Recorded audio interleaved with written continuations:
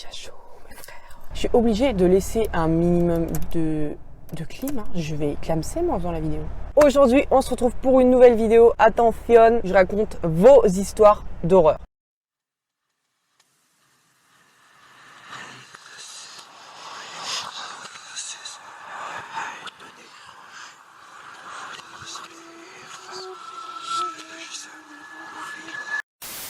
On commence avec le Marseillais 13. Coucou Sneeze, alors moi j'ai une paralysie du sommeil, c'est quand ton cerveau se réveille mais que ton corps n'est pas réveillé.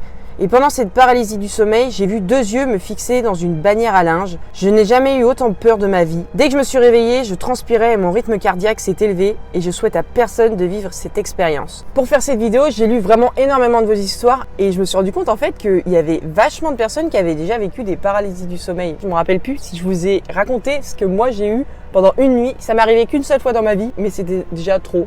En fait, moi, ce qui m'est arrivé, c'est que c'était un jour où j'avais changé mon lit de place. Il faut savoir aussi que moi, dans ma chambre, c'est un Velux. Donc en fait, je vois littéralement que le ciel. Je me rappelle parce que je trouvais que le ciel était beau ce jour-là, même si j'ai bien flippé. C'était un soir de pleine lune. Faut savoir déjà que je suis quelqu'un qui dort tout le temps avec la télé allumée. J'ai beau avoir 22 ans, mais c'est totalement impossible pour moi de m'endormir dans le noir. Une fois que je ronfle comme un porc, pas de problème. Mais avant, c'est impossible. Après, tu coco, hein, le monstre sous le lit qui vient te bouffer les pieds, ça c'est non. Bah après, il est pas au courant que je suis fétichiste et qu'à tout moment, c'est moi qui le chope sous le lit et qui bouffe ses pieds. C'est faux. Peut-être pas, mais c'est faux. Non, c'est faux. Déjà, il faut savoir aussi que j'ai eu énormément de mal à m'endormir cette nuit-là. Je sais pas pourquoi, mais après, ça m'arrive quand même assez régulièrement, ça, donc c'est pas la chose qui m'a le plus marqué. Je peux pas, faut que je laisse la clim. J'espère que le son, il va pas être dégueulasse avec la clim. Hein. Donc cette nuit-là, j'ai enfin réussi à m'endormir. Je me suis réveillée d'un coup, sans aucune raison, il n'y a pas eu de bruit, enfin il n'y a rien eu qui s'est passé qui aurait pu me réveiller. Il devait être 2h, 3h du matin. Cette nuit-là, je me levais à 5h pour aller travailler après, donc comment dire que quand j'allais bosser, il fallait que personne me parle. Bon après ça c'est une habitude. Et quand je me suis réveillée entre 2h et 3h, je vous jure, vraiment je ne mens pas. Regardez, je fais pas ça, je fais rien. Peut-être avec mon cul. Ce jour-là, j'ai senti une respiration quand je me suis réveillée à 3h. Déjà, ça m'avait mis hyper mal à l'aise. Et là, vous allez me dire, mais pourquoi t'as rien fait? Mais en fait, je vous jure, j'étais capable de bouger. Vraiment, c'est pas une vraie paralysie du sommeil où t'es bloqué et que tu peux vraiment plus rien contrôler. Moi, je pouvais. Mais en fait, je flippais tellement que je pensais à tout sauf bouger. Donc là, après, la logique, chacun l'a. Moi, j'en ai pas du tout. La preuve. Enfin, ça serait à refaire, mais j'espère pas, hein. Mais genre, j'aurais fait un mouvement de claque. Genre, ça se trouve, je l'aurais claqué. Alors qu'il y avait personne, mais on sait jamais. D'un coup, mes yeux, ils se sont orientés tout seuls vers la pleine lune. Genre, j'ai fixé la pleine lune pendant au moins 5 minutes. Et c'est très long, 5 minutes. Hein. Et là, j'ai eu un réflexe de fou. C'est que j'ai pris mon téléphone, j'ai écrit à ma meilleure pote en lui expliquant tout pour pas oublier le lendemain. J'ai quand même une putain d'intelligence. Et puis finalement, vu que je commençais à en avoir marre, mais j'étais limite énervée parce que je me suis dit, vas-y, je me réveille bientôt pour aller travailler. J'ai pas dormi en fait. Ce que j'ai fait, c'est que j'ai mis mes écouteurs et j'ai écouté Oui Oui. Non, je rigole, c'est faux. Et j'ai fermé les yeux, tu vois, je me suis concentrée que sur la musique. Et vraiment, je crois que c'est le truc qui te sauve. Et c'est dingue parce que souvent, tu te rappelles pas de tes rêves. Et bon, bref, il y en a certains que tu te rappelles parce que ils t'ont un peu marqué l'esprit, tu vois. Mais tu t'en rappelles, mais pas trop. L'approche, je me rappelle maintenant, alors que ça va faire, bref, sans déconner, ça va faire plus de 2 ans que ça a eu lieu. C'est un rêve en fait. C'était des visages que je voyais mais que je connaissais pas les personnes. Non, ils faisaient très peur les visages, vraiment très peur. Et le pire du pire, et ça c'est ça qui m'énervait aussi, c'est que j'avais beau terminer le rêve dans mon rêve, et ben ce fils, il revenait. Genre c'était ça toute la nuit, c'était un rêve en boucle qui avait aucun sens.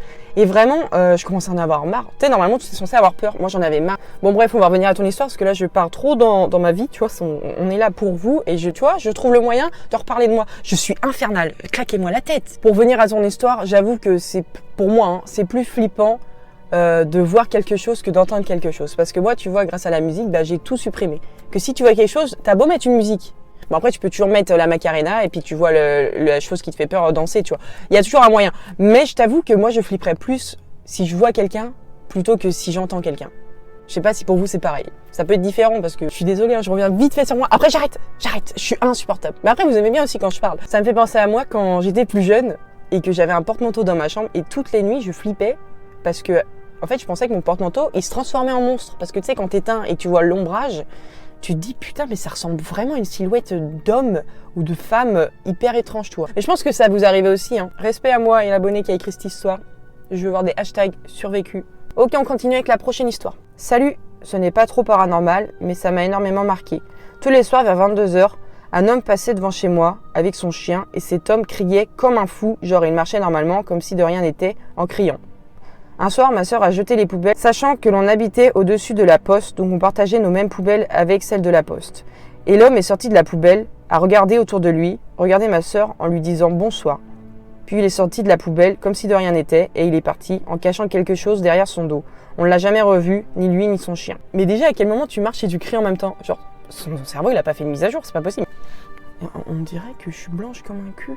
Non, ça va, et j'ai un peu bronzé cet été. À un moment donné, le focus, il m'emmerde. D'après ce que j'ai compris dans ton histoire, l'homme est sorti de la poubelle. Donc ça peut être soit c'est un SDF, et donc respect à lui parce que c'est pas facile tous les jours, je pense. Est-ce que tu peux arrêter de gueuler? Merci. Petit combat. Et je l'aime beaucoup. Soit, dans ce cas-là, c'est Jerry. Il avait une mission pour ta sœur. Donc lui, tu sais, Jerry, il sort partout. Hein. Il peut te sortir d'un pot de fleurs. Vraiment, je suis désolée, c'est le seul mot qui me vient en tête. Tu t'attends pas à avoir une personne dans une poubelle quand tu l'ouvres. Là, je m'imagine en train d'ouvrir une poubelle et voir un mec qui me sourit, qui me fait un check comme si on se connaissait depuis la naissance. On ne sait pas la vie privée de cette personne, donc on va pas commencer à juger parce que forcément, ça ne se fait pas. Prochaine histoire. Salut Sneeze, histoire non paranormale mais flippante. Il y a 1 an ou 2, juste avant Noël, moi et ma famille, on est allés au marché de Noël jusqu'à environ 23h. Quand nous étions en train de rentrer chez nous, j'avançais plus vite que mes parents, donc j'étais plus loin d'eux. Mais après, il y a un homme qui venait vers moi jusqu'à ce que l'homme soit à côté de moi. Ma mère m'appelle, l'homme regarde dans la direction de mes parents et il se casse. Ma mère m'a dit que cet homme avait quelque chose dans sa main. Aujourd'hui, je ne sais pas qui était ce mec, quelles étaient ses intentions, mais surtout, je sais toujours pas ce qu'il tenait dans sa main. Restez prudent. Aussi, une fois, j'étais chez moi dans mon lit et puis je vois une de mes peluches, une peluche Foxy, tomber en avant alors que cette peluche s'appuyait sur le mur. Donc c'est la deuxième histoire non paranormale, mais je t'avoue que son histoire, en fait, elle fait passer un message vraiment très important et je tiens aussi à en parler en vidéo parce que je sais que j'ai beaucoup d'abonnés qui sont assez jeunes, donc c'est bien de les prévenir. Déjà, comme il l'a précisé, faut toujours faire attention aux inconnus, même si, imaginons, t'es fan d'une personne qui fait des vidéos ou qui fait, je sais pas, des choses que tu adores et que tu suis cette personne à balle tout le temps. Faut savoir qu'une personne est différente quand elle se filme et quand elle est dans la vraie vie. Moi, j'ai trop d'énergie en vidéo, mais dans la vraie vie, genre, je suis plus calme. Tu vois, ça, c'est des choses, on ne sait jamais réellement le vrai visage des gens. Et ça, vraiment, je pourrais le répéter des milliers de fois parce que vraiment, c'est vrai, c'est vrai. Tu penses qu'une personne est bonne, finalement, tu te rends compte avec le temps qu'elle est pas bonne. Et, c'est... Vraiment, faites gaffe à vous par rapport à ça. Voilà, donc c'était un message que je tenais vraiment à mettre en avant parce que du coup, c'est important quand même. Pour ta peluche, moi je pense que Foxy a juste lâché une caisse parce qu'il l'a fait tomber. Ah, j'aurais pas le temps de tout faire parce que mon appareil photo, il est bouillant. Il est en train de brûler. Attendez les gars, c'est pas prévu, mais il fait tellement chaud que mon appareil photo, en fait, il est bouillant. Il va me lâcher à tout moment. Mon appareil photo, on a marre de la chaleur.